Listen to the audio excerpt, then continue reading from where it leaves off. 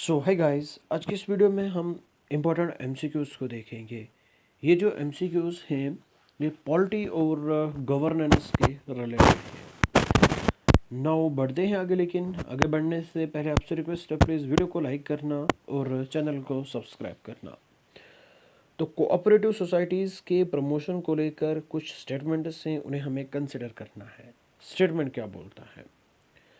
जो स्टेट है उससे कोशिश करनी चाहिए to promote voluntary formation of cooperative societies, to promote autonomous functioning of cooperative societies, to promote democratic control of cooperative societies. तो कौन से स्टेटमेंट्स करेक्ट हो सकते हैं? One only, three only, two and three only, one, two and three. तो इसका सही answer क्या हो सकता है? एक्सप्लेनेशन को देखें। जो आर्टिकल 43B है हमारे कॉन्स्टिट्यूशन का, इसमें कोऑपरेटिव सोसाइटीज़ आती हैं। ठीक है, तो आर्टिकल 43B क्या बोलता है? जो स्टेट है उसको क्या करना चाहिए? कोऑपरेटिव सोसाइटीज़ को प्रमोट करने की कोशिश करनी चाहिए। To promote voluntary formation of cooperative societies, उनको ऑटोनॉमस फंक्शन, डेमोक्रेटिक कंट्रोल और प्रोफेशनल मैनेजमेंट जो है कोऑपरेटिव सोसाइटीज़ का, उसको प्रमोट करने की कोशिश करनी है। किसने? स्टेट ने। ये एक डीपीएसपी है। ठीक है, क्या है? ये एक डीपीएसपी है। आर्टिकल 43B जो है ये हमारे डीपीएसपी में आती है। इस वजह से हमारा जो स्टेटमेंट सारे जो हैं वो करेक्ट हैं। तो आंसर ऑप्शन डी यानी कि 1, 2 एंड 3 आएगा।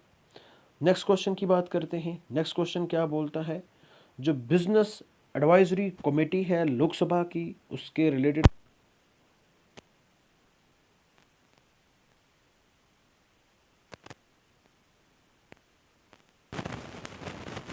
मेंबर्स हैं। क्या प्राइम मिनिस्टर जो है वो एक्स ऑफिशियो चेयरपर्सन है? क्या जो स्पीकर है वो नॉमिनेट करता है कमेटी के मेंबर्स को? तो इसके सही आंसर कौन कौन से हो सकते हैं? कितने सही आंसर हो सकते हैं? How many statements above are correct? One only, two only, all the three, या फिर नन दी अबव? चलो इसका एक्सप्लेनेशन पहले देखते हैं। अगर स्टेटमेंट 1 और 2 को देखें तो statement 1 and 2 are not correct, they are wrong. कौन कौन सा 1 और 2 जो है ये नॉट करेक्ट है? क्योंकि जो लोकसभा की बिजनेस एडवाइजरी कमेटी है इसमें 15 मेंबर्स होते हैं, ओनली 15 मेंबर्स, नॉट 35 मेंबर्स। ठीक है, स्टेटमेंट पहला गया बाढ़ में। अब हम अगर स्टेटमेंट 2 की बात करते हैं तो इसमें हमारा स्पीकर साहब भी आता है। तो इंक्लूडिंग स्पीकर जो कि एक्स ऑफिशियो चेयरपर्सन एक्ट करता है, सर्व करता है। जो स्पीकर होता है वही इसका एक्स ऑफिशियो चेयरपर्सन भी है। तो इस वजह से प्राइम मिनिस्टर यहाँ पे एक्स ऑफिशियो चेयरपर्सन नहीं है। तो स्टेटमेंट दूसरा भी गया बाहर में। ठीक है, तो जो मेंबर्स होते हैं उसको कौन अपॉइंट करता है? ऑब्वियसली जो मेंबर्स होते हैं हमारी बिजनेस एडवाइजरी कमेटी के, जो कि हमारे लोकसभा की है, तो उसको कौन अपॉइंट करता है? उसको जो स्पीकर होता है वही इसको अपॉइंट भी करता है। किसको? कमेटी के मेंबर्स को। ठीक, नाउ नेक्स्ट क्वेश्चन क्या बोलता है? नेक्स्ट क्वेश्चन की ओर बढ़ते हैं। तो कौन सा ऐसा स्टेट है कंट्री का जिसकी पॉपुलेशन, जिसकी 80% पॉपुलेशन 2050 तक अर्बन पॉपुलेशन बन जाएगी? ठीक है, तो यानी कि अर्बनाइज्ड पॉपुलेशन हो जाएगी। तो ऐसा कौन सा स्टेट है? ये एक रिपोर्ट हमारे सामने आई है। तो इसका सही आंसर जो है वो ऑप्शन डी है, यानी कि केरला। केरला जो है, कहा जाता है कि ये नेक्स्ट 25 ईयर्स में क्या करेगा?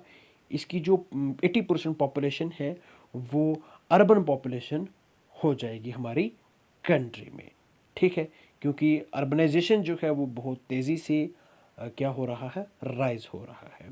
तो इस वजह से नेक्स्ट 25 ईयर्स में 2050 तक जो केरला है वो क्या करेगा, उसकी 50% पॉपुलेशन जो होगी वो अर्बन पॉपुलेशन होगी। That is Kerala. Option D is the correct answer. Now the next question क्या बोलता है, जो एनजैक है, national judicial appointment commission act 2014, ठीक है, इसके रेफरेंस में हमें कुछ स्टेटमेंट्स दिए गए हैं, उनको कंसिडर करना है। तो ये जो एक्ट है इसको अनकॉन्स्टिट्यूशनल भी डिक्लेयर किया गया है, तो कौन से रीजन हो सकते हैं। स्टेटमेंट 1 क्या बोलता है, इसको क्यों हमने अनकॉन्स्टिट्यूशनल करार दिया है।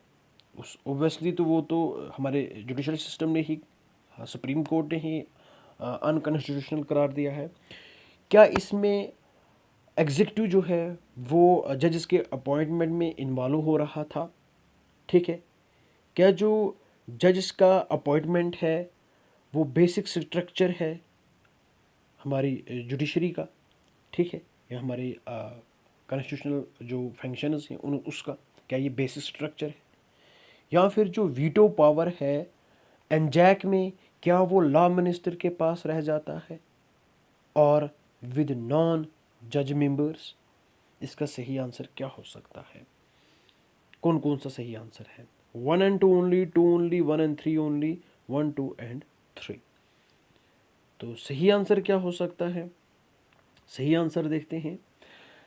तो अगर हम बात करें स्टेटमेंट 1 की, तो हाँ इसमें एग्जेक्टिव का इन्वॉल्वमेंट है, किसमें, एनजैक में। किसका, एग्जेक्टिव का इन्वॉल्वमेंट है एनजैक में।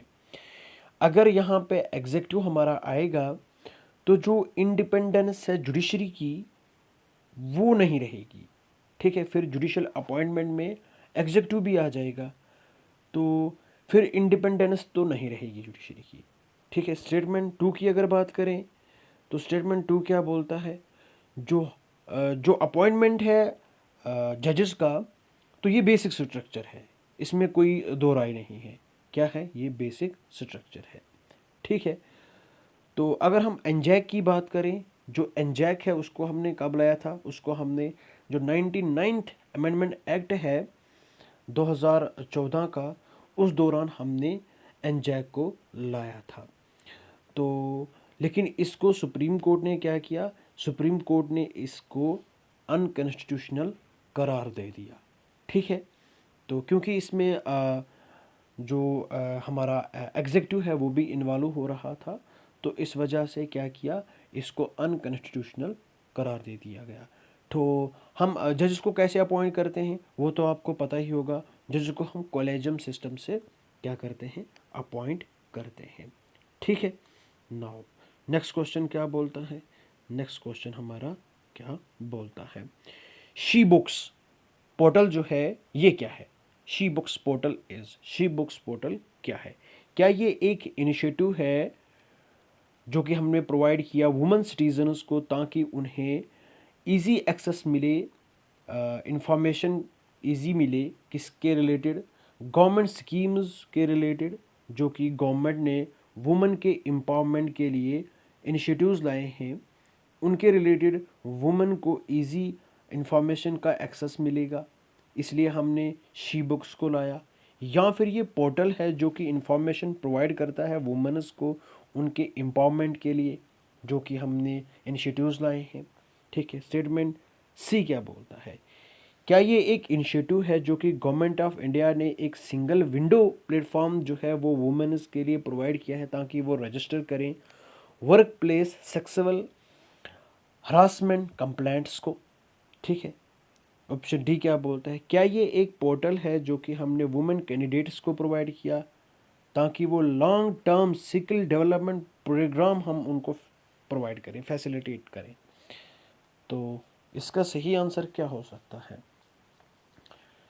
इसका सही आंसर अगर हम देखें तो वो ऑप्शन सी है, यानी कि ये एक इनिशिएटिव है गवर्नमेंट का, गवर्नमेंट ऑफ इंडिया का। हमने एक सिंगल विंडो प्लेटफॉर्म जो है वो प्रोवाइड किया है वुमेन को ताकि वुमेन जो है वो work place sexual harassment complaints को रजिस्टर करे और फर्दर जो कि ऑटोमेटिकली ये आगे फॉरवर्ड होगा प्रॉपर अथॉरिटी के पास, उसके बाद फर्दर एक्शंस लिए जाएंगे।